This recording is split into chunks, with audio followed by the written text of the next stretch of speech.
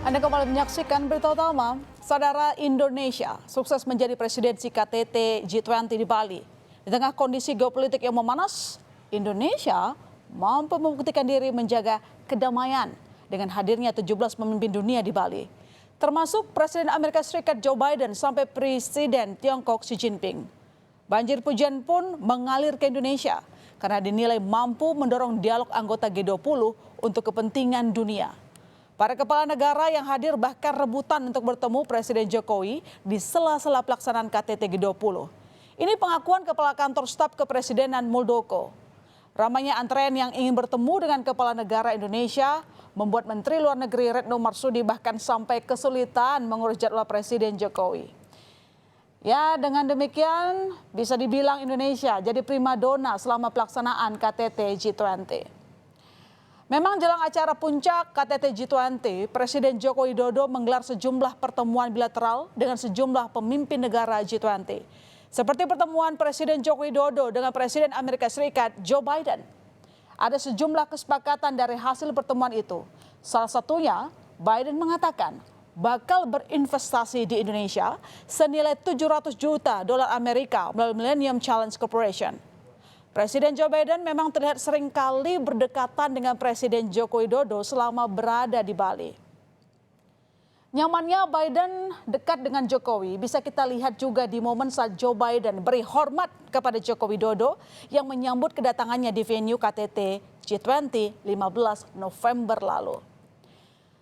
Dan selain dengan Presiden Amerika Serikat Joe Biden, Presiden Jokowi juga mengadakan pertemuan dengan Presiden Tiongkok Xi Jinping.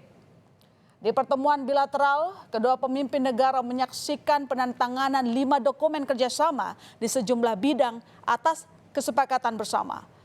Kedua kepala negara saling menunjukkan keakraban.